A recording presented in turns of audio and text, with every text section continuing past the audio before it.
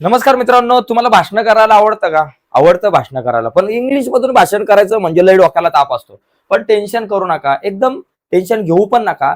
एकदम साध्या सोप्या भाषेमध्ये मी इंग्लिशमध्ये भाषण कसं करायचं, म्हणजे स्पीच कसं करायचं इंग्लिशमध्ये स्पीच रायटिंग कसं करायचं, यावरच आपण चर्चा करणार आहोत. साध्या सोप्या भाषेमध्ये मी तुम्हाला मराठीतून सांगणार आहे आणि साधे साधे सेंटेन्स वापरून तुम्ही कशा प्रकारे स्पीच रायटिंग करू शकताय पेपरमध्ये आणि चांगले मार्क मिळवू शकता. मित्रांनो, 4 मार्काला बोर्डाच्या पेपरला इयत्ता 12वीला विचारला जाणारा हा प्रश्न अतिशय महत्वाचा आहे, जो तुम्हाला 4 पैकी 4 मार्क मिळवून देईल. तर मित्रांनो, एक प्रश्न आपल्याकडे आहे बघा. हा जो प्रश्न आहे, जो बोर्ड परीक्षा 2025 ला आला होता, तो आज आपण बघणार आहोत. ज्याच्यामध्ये काय आहे की imagine you have been selected to represent your junior college for an in for an intro college intro collegiate elocution competition, म्हणजे भाषण स्पर्धा, म्हणजे कॉलेज स्तरीय म्हणजे आंतर महाविद्यालयीन भाषण स्पर्धांमध्ये, भाषणच्या स्पर्धांमध्ये, कॉम्पिटिशनच्या म्हणजे वक्तृत्व स्पर्धेमध्ये तुमचं नाव आलेलं आहे. आणि तुमच्यासाठी टॉपिक आहे soldiers and farmers the real heroes. हा टॉपिक आहे आणि या टॉपिक वरती तुम्हाला बोलायचं आहे आणि ते स्पीच तुम्हाला जे बोलायचं आहे, जे स्पीच तुम्हाला द्यायचं आहे, ते तुम्हाला लिहायचं आहे. साधारणतः 100 ते 150 शब्दांमध्ये तुम्हाला ते स्पीच लिहायचं आहे. मार्च 2025 ला आलेला प्रश्न.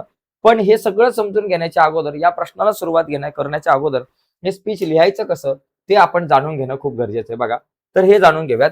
याच्यातला पहिला पॉइंट बघा, लक्षात घ्या. स्पीच रायटिंग करत असताना तुमचं जे भाषण आहे ते अंदाजे 100 ते 150 शब्दांचं असावं. ओके, एवढं लक्षात घ्या. दुसरा महत्वाचा मुद्दा, भाषणाची सुरुवात योग्य प्रकारे करावी. उदाहरणार्थ, प्राचार्य, शिक्षक आणि तुमच्या मित्रांना संबोधित करा. हे जे वाक्य आहे तुम्ही प्रत्येक भाषणामध्ये वापरू शकता. हे वाक्य लिहून दिले, हे वाक्य पाठ करा. म्हणजे भाषणाची सुरुवात करताना तुम्ही या वाक्याने करा की बाबा, honourable principal, respected teachers and my dear friends, a very good morning to all of you. संपला विषय. हे वाक्य छापून द्या. हे वाक्य तुम्ही प्रत्येक स्पीच मध्ये वापरू शकताय. आता कॉम्पिटिशन आहे म्हणजे ऑनरेबल जज, रिस्पेक्टेड जज, honourable principal, respected teacher and my dear friends, a very good morning to all of you. तर हे वाक्य तुम्ही सुरुवात करू शकताय. ओके. त्याच्यानंतर दुसरा एक महत्वाचा मुद्दा, भाषणाचा शेवट, सुरुवात आणि शेवट लक्षात घ्या. शेवट हा थँक्यूनेच, धन्यवादाने केला पाहिजे आणि शेवटी तुम्ही हे वाक्य चिटकू शकताय. That is all from my side. Thank you all for listening to me patiently. मला शांततापूर्वक तुम्ही ऐकून घेतलं त्याबद्दल मी तुमचा दोन्ही हात जोडून धन्यवाद व्यक्त करतो. तर ही सुरुवात आहे, हा शेवट आहे आणि त्याच्यामध्ये नेमकं काय लिहायचं ते सगळं विषयाला अनुसरून, जो तुमचा विषय दिलेला आहे त्या विषयाला अनुसरून लिहायचं. पण त्या विषयाला अनुसरून नेमकं कसं लिहायचं, कशा प्रकारे वाक्यरचना तयार करायची, कुठली वाक्यरचना आपल्याकडे अशी असेल की जी आपल्याला बऱ्याच स्पीच मध्ये रेग्युलरली वापरता येईल, या सगळ्या मुद्द्यांवरती आपण या विषयावरती चर्चा करूयात. पुढे लक्षात घ्या, तुमचे विचार योग्य रीतीने स्पष्ट करा. भाषणाचा प्रभाव वाढण्यासाठी तुम्ही काही अलंकारिक प्रश्न विचारू शकताय आणि भाषणात तुम्ही तेच लिहा जे तुम्हाला प्रत्यक्ष संधी मिळाल्यानंतर बोलायचं आहे. तुम्हाला जे भाषण करायचं आहे भविष्यामध्ये त्याविषयी तुम्हाला लिहायचं आहे. ओके. तर आता आपण प्रत्यक्षात हा प्रश्न बघूयात, नेमका काय प्रश्न आहे आणि त्याचं उत्तर कसं लिहिता येईल आणि कशा प्रकारे आपल्याला हे स्पीच लिहिता येईल. प्रश्नात काय दिले बघा, इमॅजिन, तुम्हाला इमॅजिन करायचंय फक्त. You have been selected to represent your junior college and elocution competition. Elocution competition मध्ये तुमच्या ज्युनियर कॉलेजच्या माध्यमातून तुम्हाला भाषण करायचं आहे. Soldiers and farmer the real heroes या विषयावर तुम्हाला भाषण करायचं आहे. या विषयावर तुम्हाला स्पीच करायचं आहे आणि ते स्पीच आता तुम्हाला ड्राफ्ट करायचं आहे 100 ते 150 शब्दांमध्ये. मार्च 2025 ला आलेला हा प्रश्न. तर चला जाऊयात आता आपण कशा प्रकारे स्पीच आपण ड्राफ्ट करू शकतो. ओके. बघा, पुढचा मुद्दा या ठिकाणी, हे स्पीच आपण ड्राफ्ट करत असताना मी काही ऑलरेडी मुद्दे लिहिलेले आहेत बघा. या ठिकाणी छोटस स्पीच केलेलं आहे. पहिली गोष्ट, एक याचं टायटल देणं लय गरजेचं आहे, लय गरजेचं. जे टायटल दिलंय ते लिहा. टायटल लिहिणं गरजेचं आहे मित्रांनो. बघा, our soldiers and farmers the real heroes. Okay, झालं. आता सुरुवात मी तुम्हाला म्हटलं, रिस्पेक्टेड जज, principal, teachers and my all dear friends. Okay, त्यांनी सुरुवात केली. आपण सुरुवात केल्यानंतर गुड मॉर्निंग टू ऑल लिहिलं. त्याच्यानंतर बघा, today I am going to speak on the topic. हे वाक्य तुमच्या प्रत्येक स्पीच मध्ये असू शकतं, म्हणजे तुमचा शब्द वाढतील. मला माहिती आहे की मराठी मीडियमची आपली जी मुलं आहेत त्यांचं इंग्लिश कच्चं आहे, तर त्यांच्यासाठी ही व्हिडिओ खूप इम्पॉर्टंट आहे. की ज्यांना सेंटेन्स बनवता येत नाही त्यांना ही, त्यांच्यासाठी खूप महत्वाचे आहे. कारण सेंटेन्स बनवत असताना गडबड होते, त्याच्यामुळे काही सेंटेन्स असे असतील की जे तुम्ही प्रत्येक स्पीच मध्ये वापरू शकताय. जसे की today I am going to speak on the topic our soldiers and farmer the real heroes, किंवा द इन्व्हायरमेंट इज, किंवा असं होऊ शकतं इम्पॉर्टन्स ऑफ इन्व्हायरमेंट.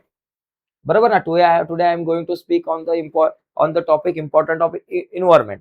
ओके. म्हणजे जो काही विषय असेल त्याला इथं चिपकून द्यायचं. म्हणजे हे वाक्य आणि त्याच्या पुढे जो तुमचा विषय आहे ते चिपकून द्यायचं आणि मग तुम्ही तुमच्या भाषणाला सुरुवात करायची. तर नंतर तुम्ही तुमचा जो मुख्य प्रश्न मुद्दा आहे त्याला सुरुवात करायची. आता इथं काय सोल्जर्स आणि तुमचे फार्मर्स आहेत, म्हणजे जवान आणि किसान. मग मराठीमधून थोडासा जर विचार केला, मनातल्या मनात थोडा मराठीतून विचार करा की मला काय लिहायचं, मग त्याला तुम्ही इंग्लिशमध्ये लिहा. पहिली गोष्ट, जवान काय करतात? जवान आपल्या देशाची ढाल बनून आपल्या देशाचं रक्षण करतात. ओके, जवान. आणि त्या आपल्यासाठी म्हणजे जवान जवळपास अति थंड भागामध्ये, अति उष्ण भागामध्ये देशाचं संरक्षण करतायत. त्यामुळे आपण इथं आरामात चांगली पीसफुल आपण स्लीप घेऊ शकतो. आपण आरामात इथे झोपू शकतो. आरामात, आनंदात, स्वातंत्र्यात राहू शकतो. कारण जवान तिकडे आहेत. आणि किसानचा जर विचार केला, म्हणजे आपल्या शेतकऱ्यांचा जर विचार केला, शेतकरी बंधूंचा जर विचार केला, तर शेतकरी बंधू आज दिवसभर काबाड कष्ट करतात. सकाळी उठल्यापासून रात्रीपर्यंत काबाड कष्ट करतात आणि ते धान्य पिकवतात. त्याच्यामुळे आपल्या ताटामध्ये बसल्या बसल्या आपल्याला धान्य मिळतं. आपल्याला वर्षानुवर्ष आपल्याला अन्न मिळतं चांगल्या प्रकारचं. हे सगळं शेतकऱ्याच्या कष्टामुळे मिळते. त्यामुळे हे दोघं जण खरं तर रिअल हिरो आहेत. चित्रपटामध्ये आपण हिरो बघतो, स्पोर्ट्समध्ये पण असतात, क्रिकेटमध्ये, पण ते रिअल हिरो नाहीयेत. त्यांना त्यांचा पगार मिळतो, ते त्यांच्या आनंदाचं जीवन जगतात. त्यांच्या आनंदाचा आपल्याला काय फायदा नाहीये. त्यांनी पिक्चर काढला, त्यांनी शतक मारलं, त्याच्यामुळे आपल्या खात्यात पैसे जमा होणार नाहीये. पण जर सैनिकांनी आपलं काम चोखपणे नाही बजावलं तर एखादा शत्रू आपल्यावरती आक्रमण करू शकतो. जर शेतकऱ्यांनी अन्न नाही पिकवलं तर आपल्याला खायला मिळणार नाही. या दोन्ही गोष्टी आपल्यासाठी खूप गरजेचं आहे. त्यामुळे शेतकऱ्याचं योगदान आणि त्याचबरोबर सैनिकांचं योगदान, या दोघांचं योगदान हे खूप चांगलं आहे, खूप महत्वाचं आहे. कारण या दोघांशिवाय आपण अपूर्ण आहोत. त्यामुळेच लालबहादूर शास्त्री यांनी म्हटलं होतं, जय जवान जय किसान हा नारा. त्याच्यामुळे लालबहादूर शास्त्री जे भारताचे दुसरे पंतप्रधान होते, त्यांनी हा नारा दिला होता.